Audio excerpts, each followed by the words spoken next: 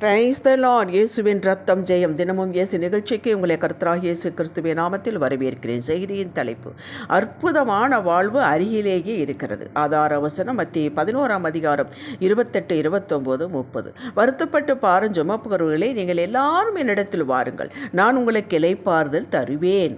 நான் சாந்தமும் மனத்தாழ்மையுமாயிருக்கிறேன். என் நுகத்தை உங்கள் மேல் ஏற்றுக்கொண்டு என்னிடத்தில் கற்றுக்கொள்ளுங்கள், அப்பொழுது உங்கள் ஆத்துமாக்களுக்கு இளைப்பாறுதல் கிடைக்கும். என் நுகம் மெதுவாயும் என் சுமை லகுவாயும் இருக்கிறது என்றார். அன்பான கிறிஸ்துவின் அருமை மக்களை, ஒரு சிறு ஜெபம் செய்வோம். தகப்பனே, இந்த செய்தியை தொடர்ந்து கேட்டுக்கொண்டு வருகிறவர்கள், இப்பொழுது கேட்டுக்கொண்டு இருப்பவர்களுக்கு என்ன பாரம் இருந்தாலும் கர்த்தாவே, இன்று அவர்களுக்கு ஒரு விடுதலை தந்து நீர் அருகில் இருக்கிறீர் என்பதை காட்டுவீராக. கர்த்தாவே, நீர் இல்லாவிட்டால் யார் செய்யக்கூடும் ஐயா? இரக்கம் செய்வீராக, தயை காட்டுவீராக. இயேசுவின் நாமத்தில் பிதாவே, ஆமென். தேவ மக்களுக்கு அக்காலத்திலிருந்து இக்காலம் வரை ஒரு பொதுவான பிரச்சனை இடரல். எதுவென்றால், கடினமானதை செய்ய சொன்னால் செய்வதற்கு ஆயத்தம், எளிமையானதை செய்யுங்கள் என்றால் கொஞ்சம் தயக்கம்.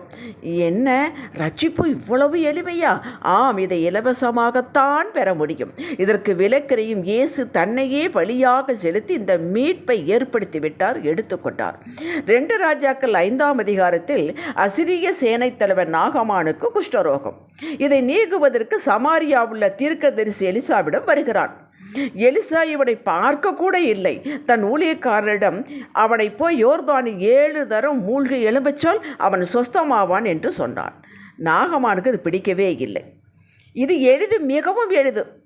எதையாவது செய்யவே இந்த மாமிசம் நம்மளை உந்துகிறது. கஷ்டமானதை செய்ய வேண்டும், அப்பொழுதுதான் நல்ல ஆசீர்வாதம் கிடைக்கும்.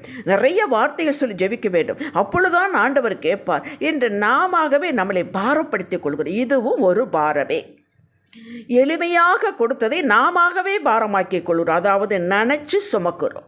இயேசு பூமியில் வாழ்ந்த காலத்தில் யூதர்கள் இப்படி போராடி கொண்டிருந்தார்கள். நியாய பிரமாணத்தை வைத்துக்கொண்டு எதையாவது செய்து தேவ கிருபை பெற வேண்டும் என்று இருந்தார்கள். இவர்களை பார்த்து மனம் இறங்கித்தான் மேற்கண்ட வாக்கியங்களை இயேசு சொன்னார். தீர்வை தங்களுக்குள்ளேயே வைத்துக்கொண்டு அவை அடைய மனமில்லாமல் பரிசேயரும் சதிசேயரும் போராடி கொண்டிருந்தார்கள்.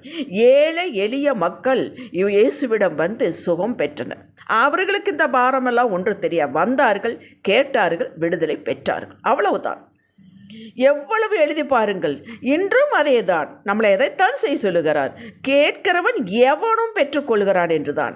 அன்று இயேசு தன்னிடம் வந்தவர்களை பார்த்து, என் வல்லமை, என் அபிஷேகம் உங்களை சுகப்படுத்தினது என்று சொல்லவே இல்லைங்க. வந்தவர்களின் உதவி கேட்டவருடைய விசுவாசத்தை கனப்படுத்தினார். உன் விசுவாசம் உன்னை ரட்சித்தது, உன் விசுவாசத்தின்படி ஆக கடவுது என்றார். விசுவாசித்தவனுக்கு கூடாத காரியம் ஒன்றுமில்லை என்றார்.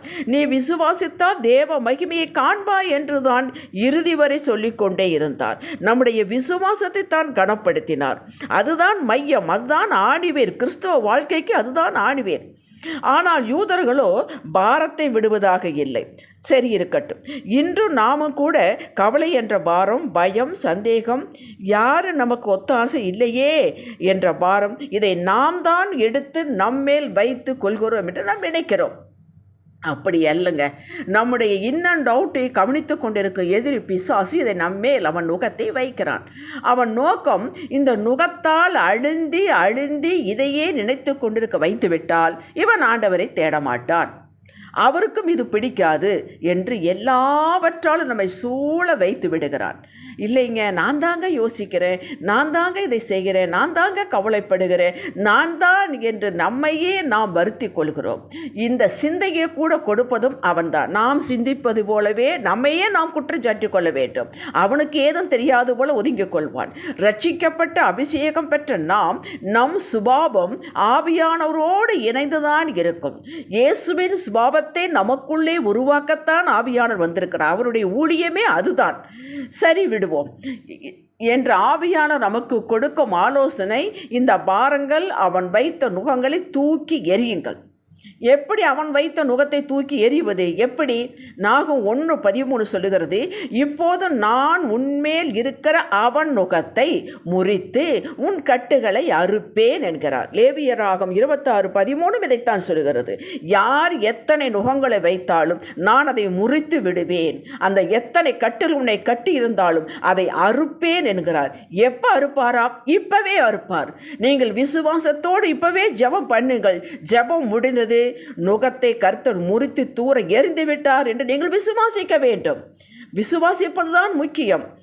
என்ன ஏதாவது ஒரு உணர்வு வருமா? வராது, எதுவும் வராது. என் நுகங்கள் முறிக்கப்பட்டு விட்டது, என் கட்டுகள் அறுக்கப்பட்டு விட்டது, எனக்கு விடுதலை கிடைத்தது, ஏற்கனவே நான் விடுதலையானவள் தான், ரட்சிக்கப்பட்டவன் தான் என்று நீங்களே உங்களை உயிர்ப்பித்து கொள்ள வேண்டும். அந்த உயிர்ப்பிக்கும் ஆவியானவர் உங்களுக்குள்ளே இருக்கிறார், அவர் உயிர்ப்பிப்பார். அதை நீங்கள் ஏற்றுக்கொள்ள வேண்டும்.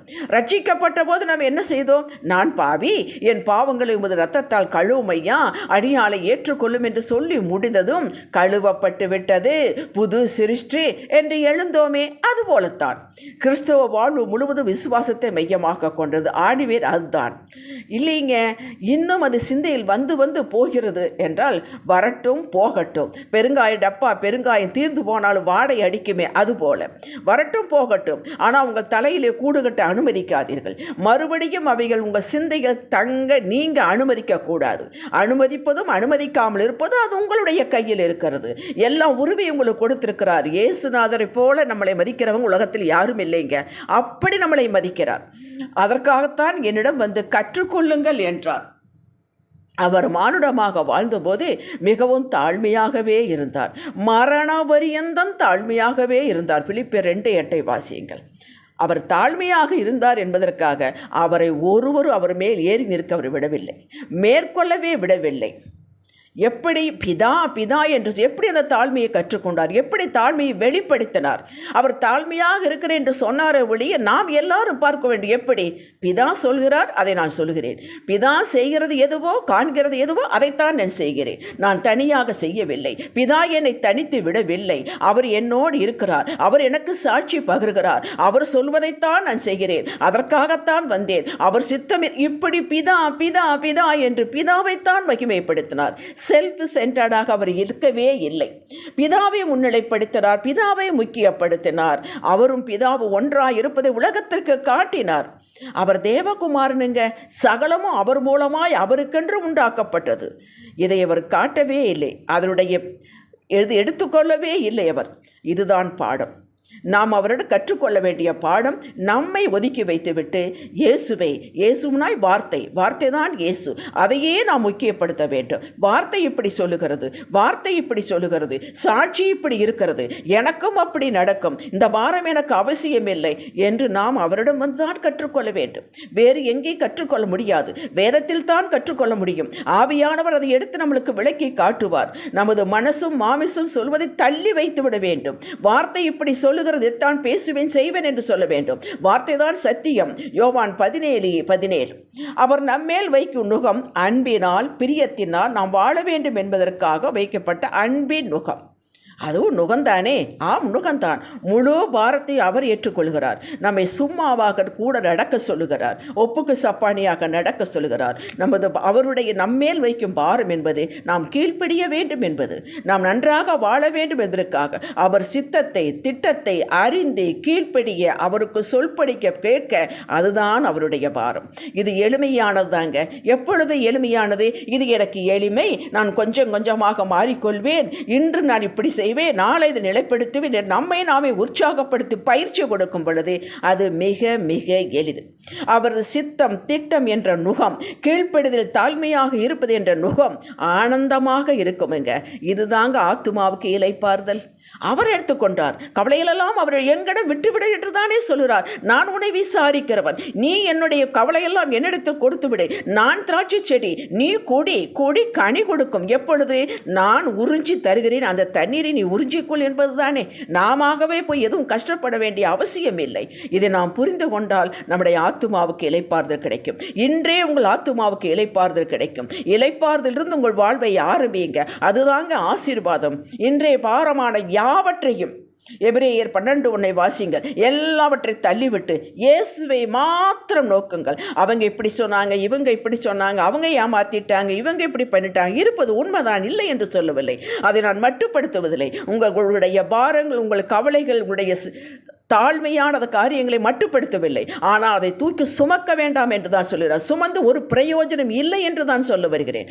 ஆண்டவரை நோக்கி ஒரு ஸ்டெப்பாக அடி எடுத்து வையுங்கள். அன்று செய்தவர் இன்று செய்வார். அவர்களுக்கு செய்வர் உங்களுக்கு செய்வார். உங்களை தனித்து விடமாட்டார், வெட்கப்படுத்த விடமாட்டார். வேதத்தை வாசித்து வாசித்து ஜெபித்து கொண்டு இருக்கிறீர்களே, இவ்வளவே தான், இப்படியே தான் போகுமா என்று வாழ்க்கை நினைக்கிறீர்களே, கிடையவே கிடையாது. அத்தனைக்கு பலன் உண்டு. இதற்கு உங்களை முற்றிலும் லகுவாக கொள்ளுங்கள். இயேசு நம் பாரங்களை சுமந்து தீர்த்தார். இன்னும் பாரங்களை ஏற்றுக்கொள்ள ஆயத்தமாக இருக்கிறார். அவரோடு இணைந்து கொள்ளுங்கள். அவரோடு இணைந்து கொள்வது என்பது நீங்கள் சுமக்க வேண்டிய சுமக்க கூடாது.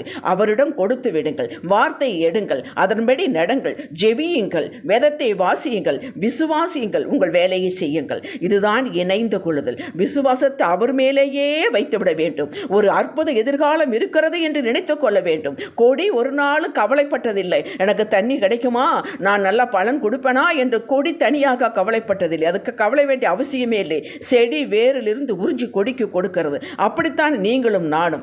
அவர் ஆசீர்வாதத்தோடு, அவருக்குள் ஆமென் என்று அத்தனை ஆசீர்வாதங்களோடு நம்மை இணைத்து விடுவார், உங்களை இணைத்து விடுவார். நீங்கள் ஆசீர்வாதத்துக்கு உரியவர்கள். அல்லேலூயா. ஜெபிக்கலாம். தகப்பனே, இன்றே எல்லா வார்த்தையிலும் முறித்து ஒடித்து அந்த பிசாசு வைத்தது அத்தனை முறித்து விட்டு கட்டுகளை அறுத்து விட்டவைக்கு நாங்கள் தோத்தரிக்கிறோம் சுவாமி. இது எந்த உணர்வினால் நாங்கள் உணர்வில்லை, விசுவாசிக்கிறோம் கர்த்தாவே. உம்மிடம் கற்றுக்கொண்டோம் ஆண்டவரே. நீங்கள் செடி, நாங்கள் கொடிகள். கொடி கவலைப்பட வேண்டிய அவசியமே இல்லை. இன்றிலிருந்து எங்களுக்கு இளைப்பாறுதல் கிடைக்கும் கர்த்தாவே. நாங்கள் பலன் கொடுப்போம். உம்முடைய நாமத்தை மகிமைப்படுத்துவோம். இயேசுவின் நாமத்தில் பிதாவே. ஆமென். ஹல்லேலூயா.